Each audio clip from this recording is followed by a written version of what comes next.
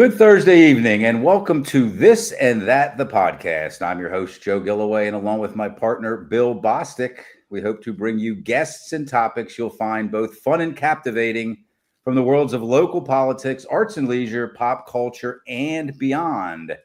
Our sponsors for This and That, the podcast are the American Legion Post 272 on North Mountain Road, Team PA, AAU Basketball, and Rickabah's Electric.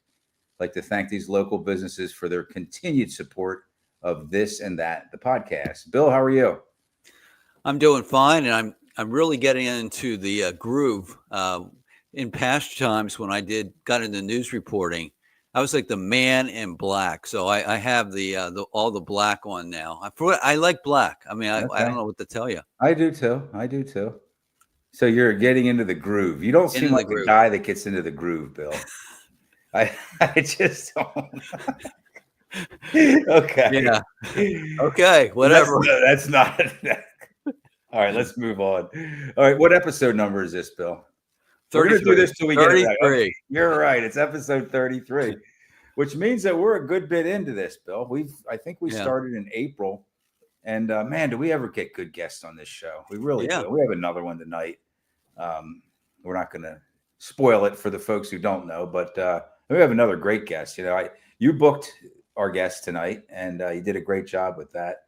And I'm interested. I know who he is. I know a little bit about his background, but there are some things that I think that I'm going to find out that are going to be real interesting and intriguing. And so anyway, this is, Bill, the People's Podcast, and it's the People's Podcast because we involve the people if they want to be involved. We have a comments / questions screen.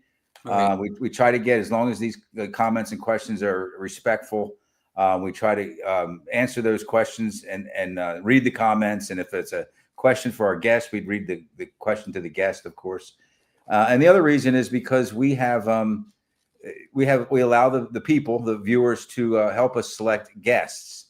And we have two that we're working on now that viewers recommended to me, and we'll get to that at a later date. But anyway, upcoming, we have a woman by the name of Laura Lipstone. Is that correct? Lipstone, do I have that right? Yeah, you nailed it. And you brought Laura in. She'll be next Wednesday, I believe, 6 days from tonight. Just give us a little brief bio on Laura and why she's going to be on the show, Bill.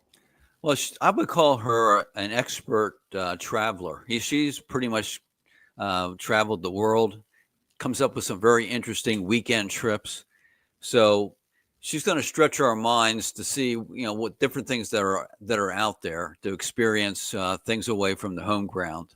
So, an expert traveler. Yeah, man, that sounds expensive. Well, there's some cost to it for sure, but yeah, if you have the money, she's going to give you some ideas. That will be interesting though, and that'll be 6 nights from tonight on I believe it's the 12th. Okay, that's a Wednesday. And anything else, Bill, that you want to mention? No, but I tell you what, there was a lot of interest in that election on Tuesday night, that supervisor's race. I think 50,000 people, 60,000 people have looked at the report I put out. So that's a lot.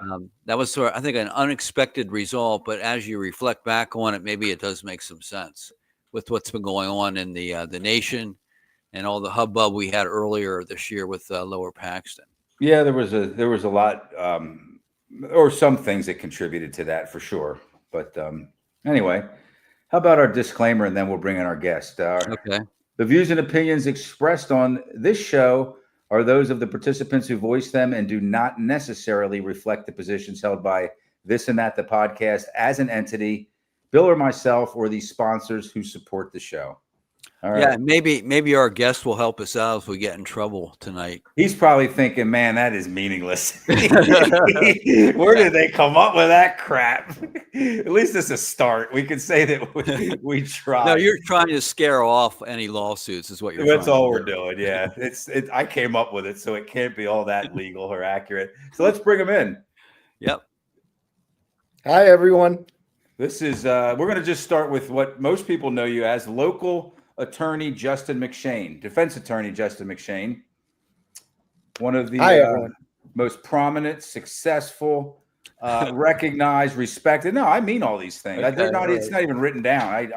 I know this to be true, defense attorneys and attorneys, period, in our area. And he's been at it quite a while. So how are you tonight, sir?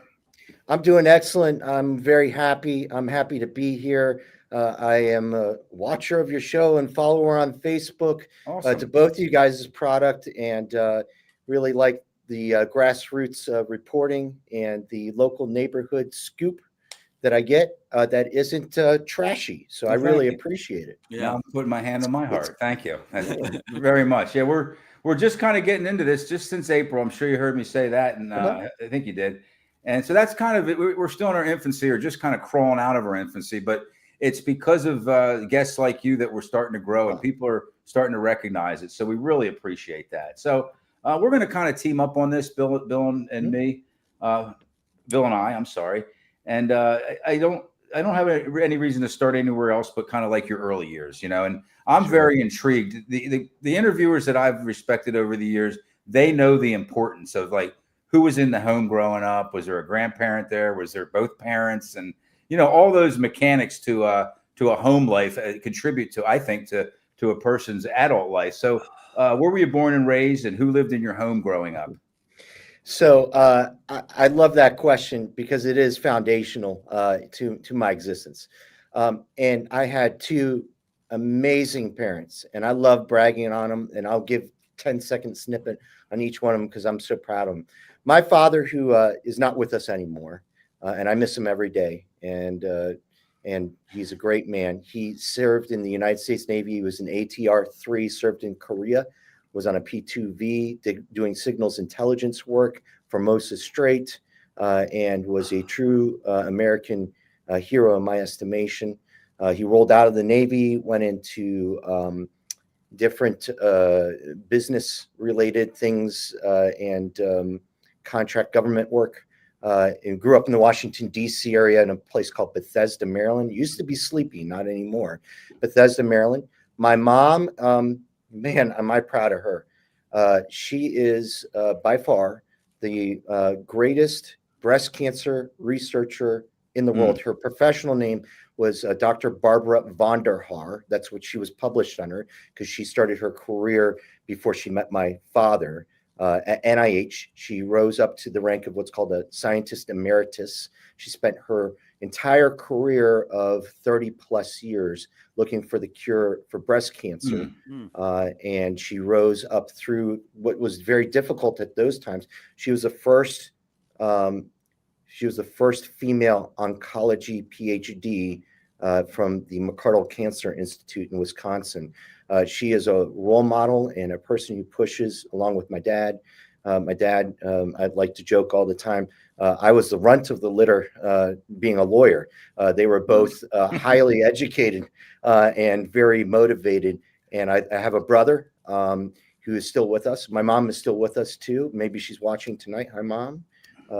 And my brother is in a fine arts major. He works for various studio-related projects in the entertainment industry. Was with BuzzFeed for a long time. All the funny stuff you see on BuzzFeed, he was responsible for. Oh, wow. So yeah, high achiever families and great family. So yeah, it sounds like great you were family blessed. living. Yeah. I was, without a doubt. Were you born and raised around this area? No, Washington, D.C. area, Bethesda, Maryland. Lived there my whole life. Very lucky that our roots were there. And then I came up to Franklin and Marshall. I was a wrestling scholarship at Franklin and Marshall D1 and Marshall Scholar, as it was called. And then after that, I went off to law school at Dickinson School of Law and graduated there. Then I had to face the real world.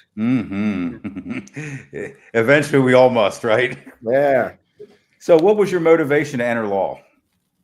There was two parts of it. Number one, I liked the idea of standing up for someone that no one else would stand up for. And that's been a theme throughout my entire life. When I was little, I'm just a blunt person that speaks the truth. It's the way that God made me. My parents raised me. I'm short. No fault in that. I'm 5'5". I was teased unmercifully, and I wish someone had stood up for me. I stood up for myself, but I always wish there was another person that stood up for me. Right. And the idea that I could stand up for other people in their time of extreme need, when no one else would stand up for them, was truly inspirational. And the ability to stand there and to make sure that the government did it right every single time, and to say no, and that we weren't going to run over people. That was my motivation to get involved in law, along with the fact that I kind of like to argue. Okay. So did you know when you went off to law school that you wanted to be a criminal defense attorney? Yeah, that's the only thing I wanted to do. When I was in law school, I'll tell a little confession about myself. My entire third year, I basically didn't go to class. I spent all of my time in the public defender's office under George Schultz, who was a resident of Lower Paxton and a hero and a legend who passed away recently. And he molded me. Before I graduated from law school, I had 8 jury trials under my belt. I spent all of my time in the public defender's office, fighting and learning and helping people before I got paid and before I passed the bar. And I was there for 3.5 years doing just a lot of cases. That's very, very interesting. And I'm sure your professors were probably okay with that, knowing where you were and that you weren't just out screwing around, right? Yeah, to a degree. They always really want, I don't want to say I was absent, but I spent all of my time there, all my free time that I had there. And I, went to classroom lectures, but the minute the bell rang, I was out of there. Back and forth. Back and forth to Harrisburg from Carlisle. I didn't have gas money back then. I was just sitting there trying to make it there every single day so I could go out there and help people, because that's truly my calling. I want to help people. Good. All right, Bill. Yeah, listening to that story, I was just wondering how you, as far as your grades and all that, how you managed to get through that year if you weren't putting a whole lot of emphasis on the academic side. I was more practical minded because I realized that my path wasn't going to be on law review. It wasn't going to be in academia. And so I knew that, and I knew that if I worked hard and I proved myself, that more than likely I was going to have a job in that public defender's office. I was very thankful that I did afterwards. I was offered a job even before I graduated. Okay. And so that helped me out to know that it was there. One of the things that where I knew that I had to do what I had to do in order to graduate. When it came time to study the bar, I was the opposite. I was obsessed because you have to be. That's a very tough exam. Right. Did you, how important was it that you were starting to make connections and form relationships out of the gate as a third-year law student, really? I'm sure that's paying dividends to this day, correct? Yes, absolutely. Especially in the public help sector, such as the public defender's office. Getting to know the judges very well, police officers who I greatly respect, city officials in the government. You think you might have an idea of what a public defender does, but what a public defender really does is not only helps people, but also helps situations and is out there to make the community better. I was very involved in our community from the jump because I really liked Harrisburg City, and I wanted to really be a good servant. And the only way that you can serve people is by getting to know people. Any mentors? I'm sure you have to have had some, and they could have been anybody. It could have been somebody else in the public defender's office, any independent attorneys, judges, anybody in the whole realm of law in this area that you really look up to that helped you out? Yeah, especially in my formative years when you're a young public defender and you're starving to learn and to have that role model. Number one was George Schultz. He was the chief public defender. Number two, oddly enough, is a gentleman who ran against my wife in the public, right now in the judicial race, Jim Zugay. He was another man that took a chance on this young man. Number three was also Judge Evans, our president judge right now, Judge Kleinfelter, who passed away, and Judge Larry Clark. He and I had a very good, weird but good relationship. And there was a lot of other people, my coworkers. I mean, if you take a look at when I was growing up, so to speak, in the public defender's office, and you see where they are right now, there were some really excellent attorneys that went through that office. Really great. And there's great ones there right now, too. I look at my friend Mary Klatt, who's the chief public defender right now, and she's amazing. It's not easy to get people off on that low of a budget, is it? You have to really use the tools that God gave you and that you learned in law school and that you learned from the people around you, right? It's not only that, but also back in the old days, I'll free to say, I did this 25-ish years ago. There wasn't caseload management aspects of it. I was carrying a caseload of 180, 190 trial level cases. And then we didn't even count the pretrial cases because there were so many of them. And back in those days, it was random lottery chance what case got called into jury trial. And so it was more or less like MASH, if you will, if you remember that old TV show. Yeah. We did the best we could. And boy, did we do great as a team, the public. I was very proud of my fellow public defenders back then. Okay, and I have one more then, Bill, if you have any more attorney questions. But what kind of path did you take? Did you go start working for somebody in a private defense attorney firm, or did you go straight to opening your own firm? Yeah, so interesting story. I was there in the public defender's office for 3.5 years, and I was doing, toot my own horn, I was doing well. As a trial attorney, I was winning cases. And it became harder and harder to get jury trials. I went to law school to do jury trials. That's why I went to law school. Mm-hmm. I didn't do it to plead people guilty or help them go off to prison or negotiate. That wasn't, I mean, I can do those things, but my calling was towards trial. And when the level of deals I was getting were too great for my clients to give up.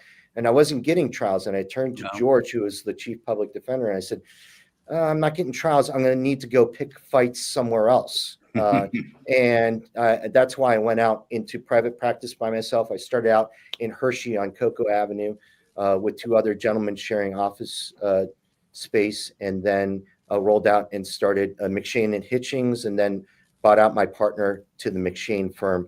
And, now we're 23 years later, and we are still having fun, and we're trial attorneys. That's what we do. Trial. Doing a phenomenal job. Thank you. Bill? Yeah, I was just interested in hearing about the scientific innovations you came up with on the DUI cases. Yeah, I know that happened. I just don't know the details of that. Probably the case that there's like 2 cases that I'm probably most famous for. Number one was the defense of Justin Bieber when he got his DUI down in Florida, and we got that case eventually by agreement dismissed. And then number 2 was the Apollo billionaire John Goodman, his vehicular homicide. And my forte and what I really developed is I looked around and I said, no defense attorneys understand science. They used to all the time. There was a saying, when it came to DUI, if it bleeds, it pleads, meaning if they got your blood, game over. Okay. And I looked at it and I said, nothing's perfect and I need to learn this. So I found my friend Dr. Lee Polite and Dr. Harold McNair, who are part of the American Chemical Society, and they gave classes in gas chromatography. I took their scientist course and we remodeled it over to defense attorneys with the same high level of science. And we developed a 4-week program that's called the Lawyer Scientist Program that teaches lawyers from ground zero to the fact where they are like at PhD level when it comes to forensic science in DUI. And really great organizations like DLA, the DUI Defense Lawyers Association, and other organizations nationally that I've been asked to lecture and teach lawyers. I lecture in maps over here. I think it's like 40 states, 400 times, and even internationally on the science and law, including forensic science. That's kind of what I'm known for. That's my jam, if you will.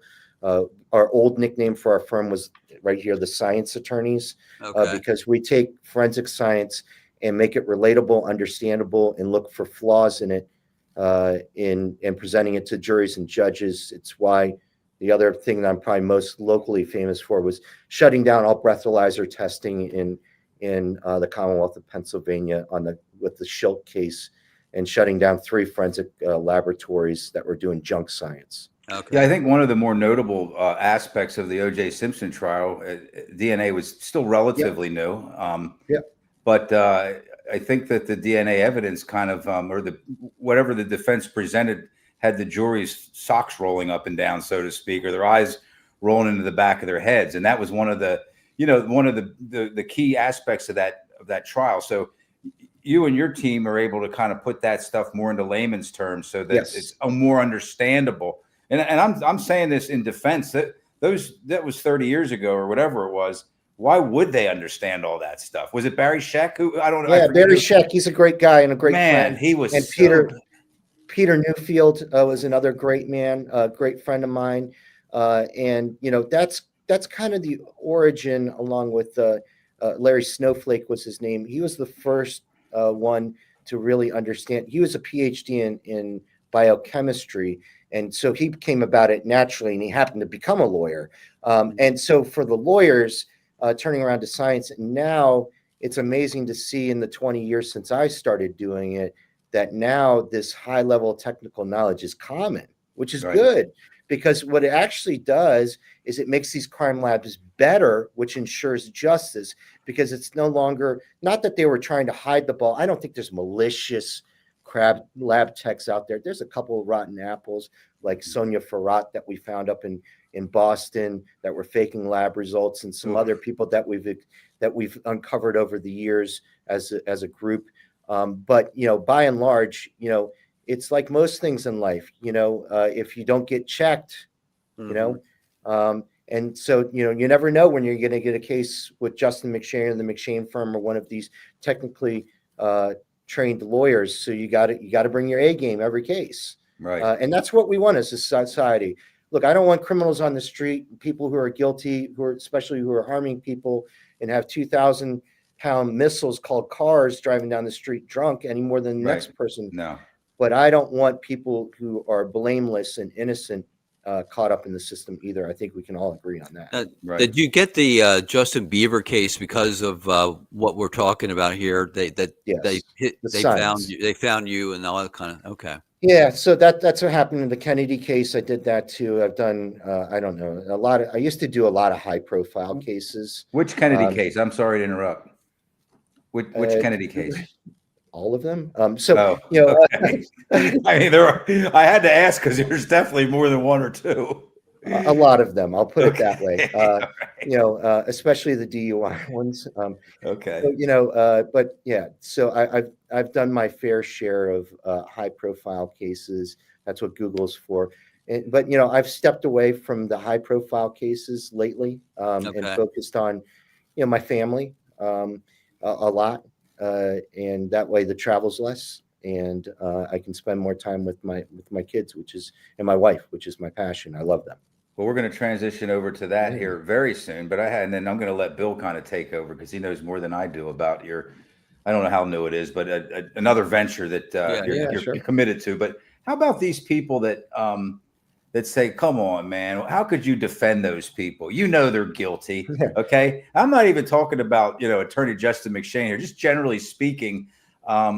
A lot of these people roll in looking pretty darn guilty. And I know that, that. And I've seen even, and I'll go back to the OJ trial. There was even a couple of that Dream Team defense team that they really had, and they came out in the public, they really had doubts about whether or not OJ had actually done it, and that came out in the public. That I'm not telling. But and how do you separate? Go ahead. I'm sorry. Yeah, even in a private conversation. It's a great thing. How can you defend the guilty? And my answer is a couple of things. Number one is, the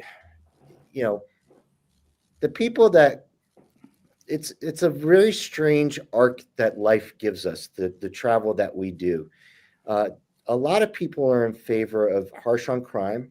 A lot of people are in favor of consequences for bad behavior. I think we all agree with that in theory, until it's applied to you or a loved one or a friend. Then you want to have the exception to it. So it's like the mandatory minimums and the zero tolerance laws that are out there. Everyone thinks those are great ideas until it's applied to them, and then they want to be the exception. And so that's one aspect of it. The other aspect of it is that, look, if the police do it right, then I shouldn't have a shot. I shouldn't have a prayer in hell to get a guilty person off. But two wrongs don't make a right. Them not doing the job correctly and dotting all the I's, crossing all the T's, following the law, because they have to follow the law themselves. The ends don't justify the means, and we need to make sure that things are done the right way. And that's what basically my job is as a criminal defense attorney, is make sure they do it right. And if they do it right, then I don't have a chance. There's nothing I can do about it. And there's been times when I've looked at cases and I've looked at them and say, boy, they really got you. Airtight. And, pretty or close enough or not enough to gamble on it. Not enough to gamble on it versus what the offer is. And, and recommending, that it isn't a fight. But, at the end of the day, justice only works by way of the adversarial system, where they try their best, we try their best. The jury makes the decision, or the judge at the end of the day, as far as credibility and guilty or not guilty, based upon presumption of innocence and proof beyond a reasonable doubt. That's the way the system's supposed to work, and that's the way it works most of the time. Right. Okay, before I hand this over to Bill and we move on to the next segment here, you have that one or maybe two, like, biggest victories, greatest wins, like you were doing the "Oh What a Feeling" Toyota, like that sidekick out in the parking lot and the high fives and all that.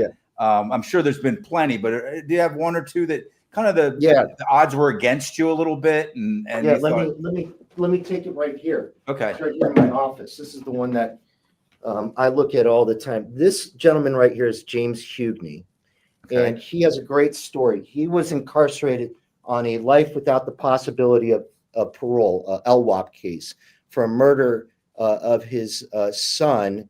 And the theory of the case was back in 1972, before I was born. He set the bed of his child on fire. It was a teenage child, and the child deceased. And it was entirely based upon junk science. We were able to uncover the fact that the fire was undetermined, that it was caused more than likely by faulty wiring, because we went back and were able to look at the evidence with fresh set of eyes and modern forensics. And it came out, and everyone agreed, including the prosecution's new forensic science expert. And I have to give credit where credit is due. Another gentleman who ran against my wife for judge, Fran Chardo, agreed and set this gentleman free after 36 years of incarceration. He passed away. He's no longer with us. He was out for about 4.5 years. He turned his life around in prison, became a model prisoner, a great Catholic man. I'm not religious, but he's a great Catholic man. It just became a pillar of the prison that he was in society. This is the one that I take with me. This is the one I'll take with me on one of my last days. Great W there, huh? Yeah, it was great. Yeah. Okay. Bill, it was against all odds. Yeah, that's awesome. Okay. Bill, let's talk a little bit about the newer venture that I know you know a little bit about. Well, yeah, Justin and I are friends on Facebook. I don't know that we've ever talked that much other than online, but I've enjoyed watching you with your new passion. I guess maybe a new passion with being a pilot here. Yeah. So how long have you been doing that? So I started my discovery flight, the first flight that you do, back on Halloween in 2024. Okay. I'm sorry, 2023. And I recently, on June 30th, became a private pilot, as it's called, which is that first level of being able to, fly by yourself and with passengers, and that's my new adventure that I'm on right now, with a new purpose of working towards what's called being a volunteer pilot for Angel Flights East. That is a organization that uses volunteer pilots who have planes, and I'm one of those, and I have a plane, to transport around people who have cancer to their cancer treatment. And I'm volunteering specifically to do it with kids with cancer and to help get them to treatment along with their parents, and to give them a great memory that will last them forever, letting them fly a little bit because they can under my supervision. I'm going to get them a little, you ever seen one of those T-shirts that looks like that you've got a pilot's uniform on them? Yes. And I'm going to get each one of them a certificate that I'm going to make up. And I talked to Skyport over at Capital City. They're great. We're going to literally roll out the red carpet for them and make them feel special as they go off to do some very harsh treatment that none of us would want to go through. Now, are you going to use your own plane for this? Yes. Okay. Yes. So I know I have a friend, Ken Stamball, who's a pilot. Yeah. And I think he reached out to you about being. He did. But anyways, I talked to Ken. He gets over my head very quickly, showing me different things. It's like, I don't know what you're talking about. So I thought I had envisioned that you're going to be flying some sort of jumbo jet or something. No. No. So it's general aviation aircraft, a single propeller aircraft. Right now I have what's called a Diamond DA-40, a low wing.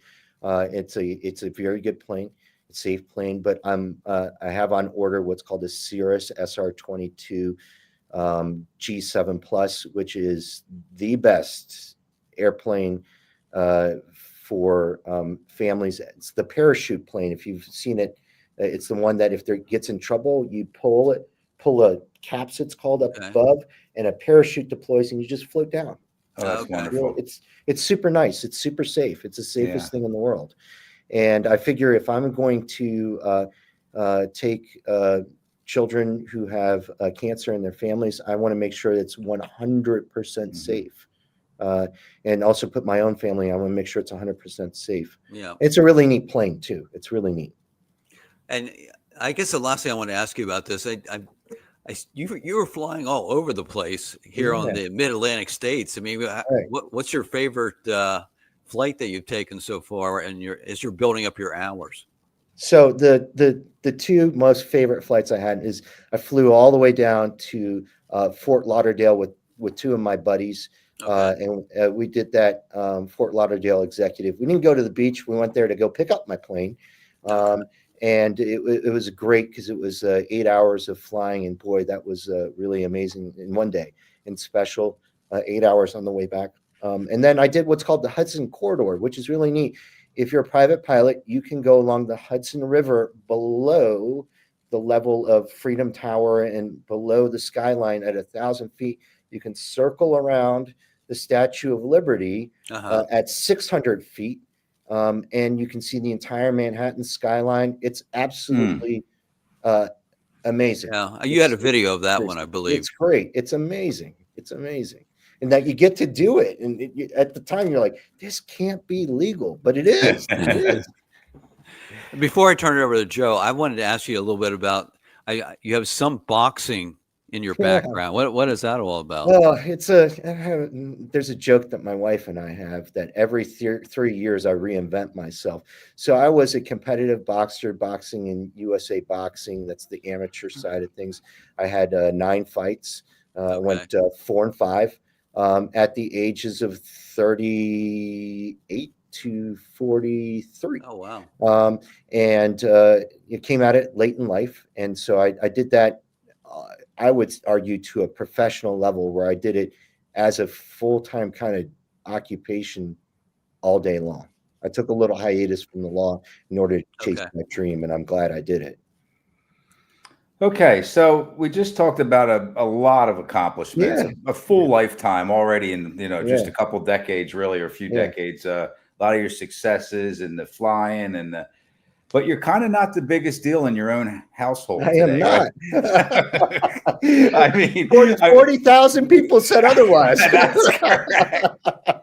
I wanted so badly to start with this, and I really wanted to mention it out of the gate, but I didn't because I wanted to save a whole segment, or at least a few minutes for your wife's huge accomplishment. Her name is Katie Kennedy McShane. Yeah. And she will be a Dauphin County Court of Common Pleas judge come January, correct? Yeah, January 5th, she gets sworn in. It's better than being sworn at. That's correct. Yeah, and I'm so proud of her. She is. I want to take just no more than like 15 seconds to brag on Take her. as much as you want to take. That's Yeah. why we save time for it. She's wonderful. What you see in the commercials, what you see in her mailers, and what you see when you meet her going door to door is the real deal. She knocked on over 17,000 doors throughout Dauphin County. That 17,000 times she went up to the door to talk to neighbors and friends. I don't know what the record is, but that's got to be the record here in Dauphin County. It's a lot. By far.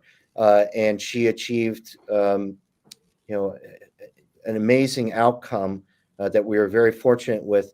She is a great candidate, a great person. She has on her arm a tattoo that says "Choose Kindness." And I will plug one thing: this election cycle got very nasty, very nasty. Negative mailers were all over and there was even a negative commercial against my wife, calling her names that were completely untrue and very regrettable that it happened. And me being me, I wanted to defend my wife. I think every person wants to defend their spouse when they're attacked. And she looked at me and she said, "We're going to choose kindness." And we could have gone negative, but she forbid it. She forbid the entire team. And she said, "We are going to do this the right way. We are going to show everyone." And she talked to all of the people on the ballot. And there was a lot of attacks that went on against a certain party. I won't say which party. And that was their MO. And she rallied the troops and said, "We're going to choose kindness. Follow my lead. We are not going to react. We're not going to give it oxygen. And we're going to prove to them that if you do this the right way, we're going to win." And by golly, did they ever win across the board by choosing kindness. And I really hope that at the end of the day, when we look back on this election cycle, we all see that the citizens and the voters are sick and tired of the negativity and say, we all are neighbors and we need to act neighborly. We can disagree without being disagreeable and not just turn into name calling things. And she led the way, and boy, was she right, because oh man, the results, 40,214 people agreed with her in Dauphin County, and statistically a very strong race where she beat very seasoned politicians by 6.8% and 8.6%. And if you take a look at every single person who went negative, they all lost by significant numbers, not by accident, by 5% or more.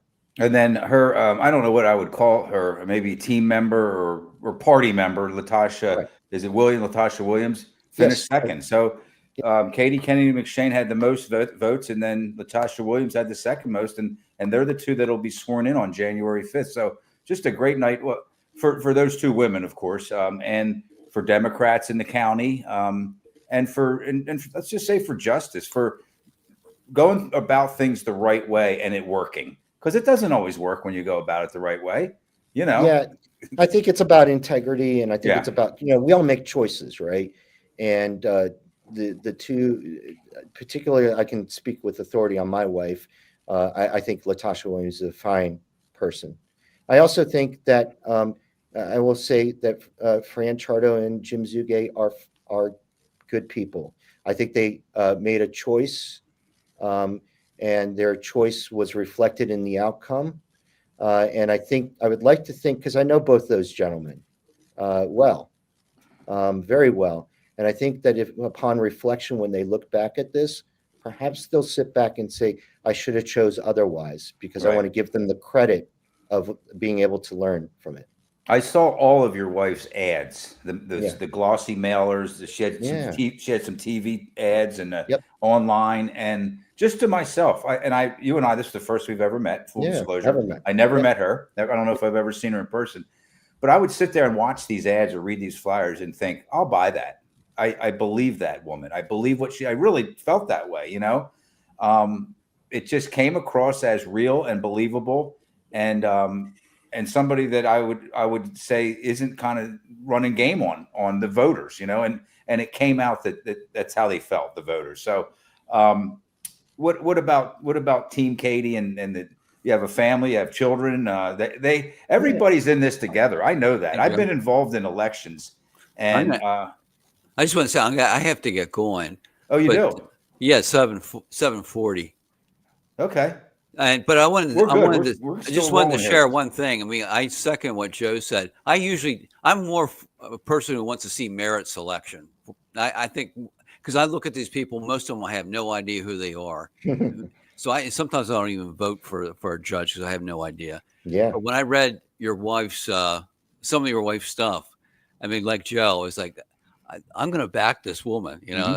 Thank you both. So that's how I'm coming from. But I have an appointment I have to get to. So Bill, enjoy your appointment. I can take over from here. Sounds good. Thank you, Justin. Thank you, Bill. I appreciate you highly.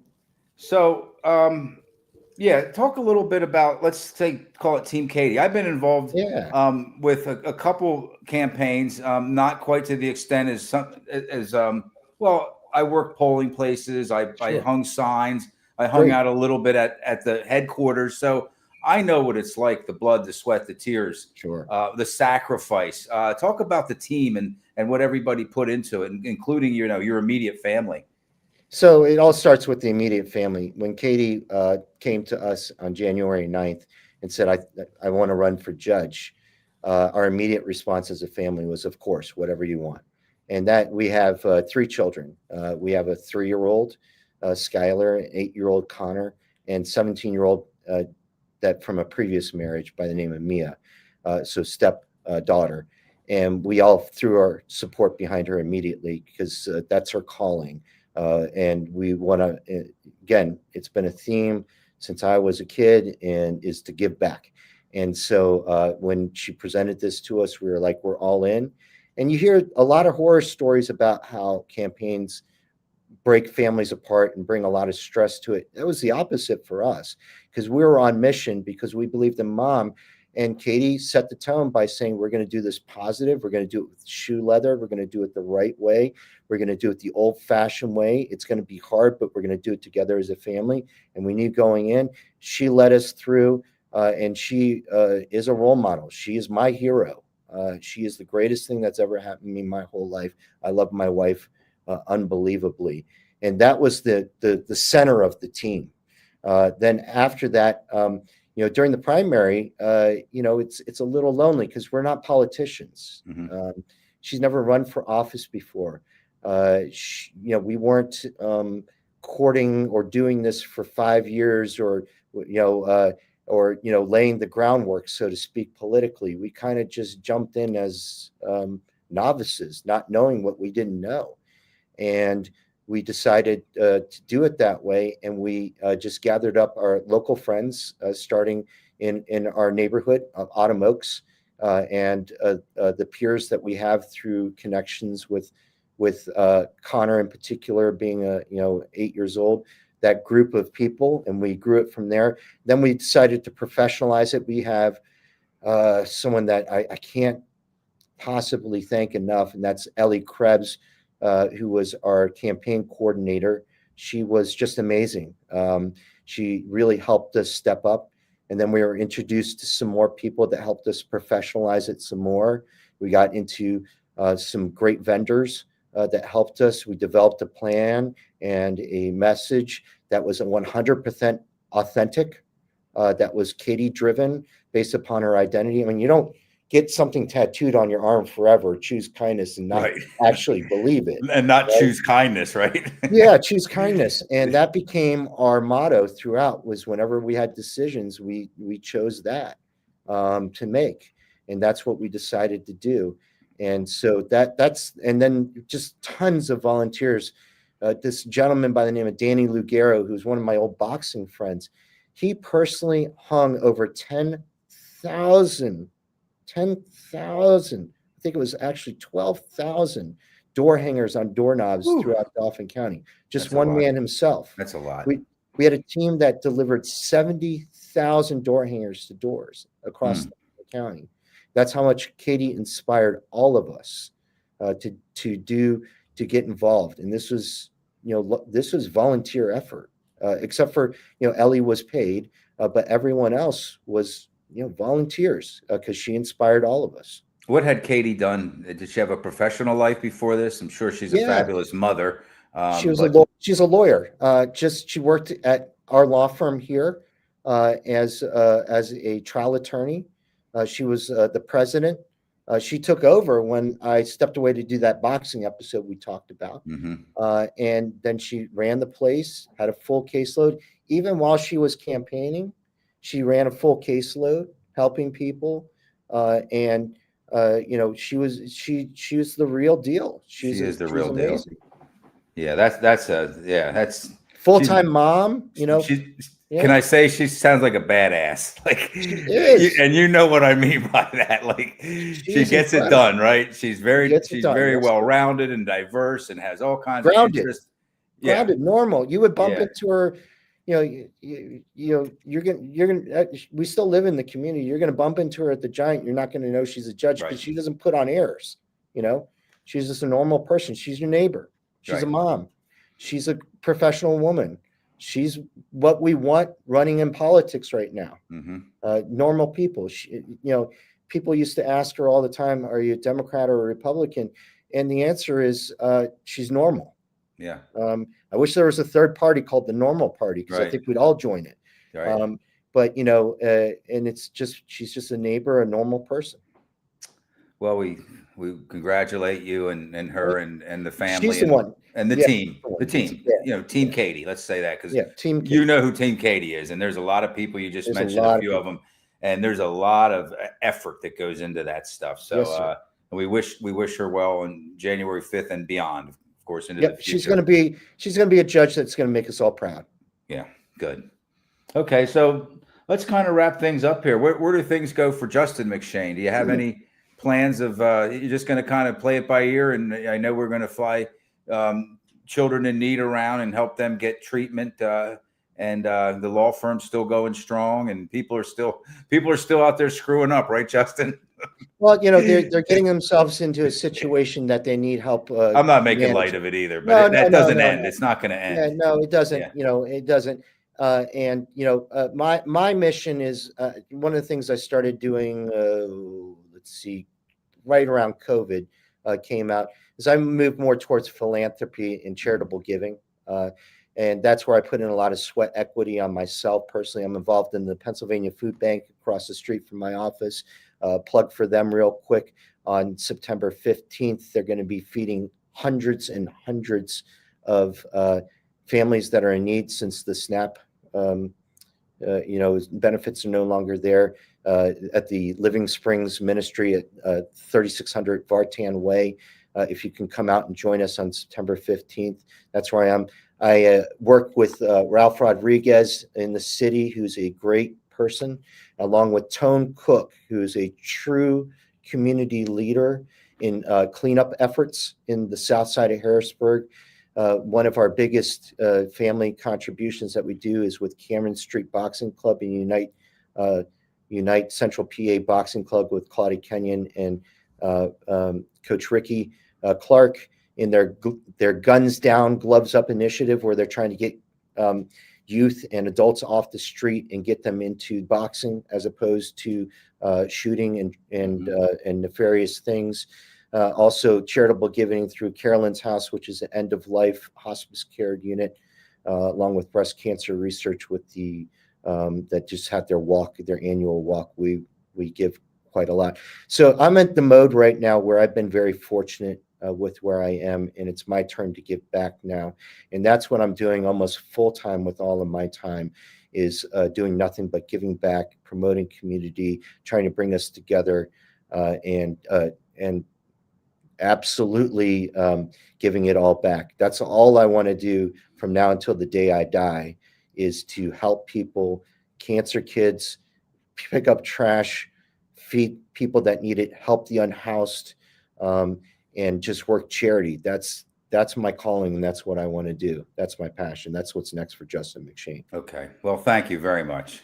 I'm glad to know you now. I consider you a friend. If you need Yes, sir. help in any of your charitable ventures, I'd like to be available for you. And I never know what to expect when I do these shows. And if I would have set any expectations at all, I would have sold myself and you short. That's for sure. So you're an impressive man. I'm happy for your wife. I'm happy for your entire family. Thank you. Give Katie our blessing and wish her well moving forward, Justin. Thank you so much. And if I can just give a plug for you guys too, I do watch your episodes and I do watch the content on the Lingostown Gazette. You had talked about how you guys are just starting out. I'm telling you, you guys are off to a great start. Thank you. I am a fan. I'm an active fan. And I very much appreciate the opportunity and also the direction that you guys are taking, which is community involvement, which is something that is sorrowfully missing. We mentioned that we don't know anything about the candidates, and that's because we don't have platforms like this. What you did during the election cycle was truly amazing and giving an opportunity for everyone, regardless of party, to come forward and have their voice heard and allow people to make an educated decision instead of just picking a random circle to fill in. Well, that was certainly the goal. Thank you very much. You did it. So thank you. Appreciate it. Attorney Justin McShane, thank you. All right, have a great evening. You too. Take care.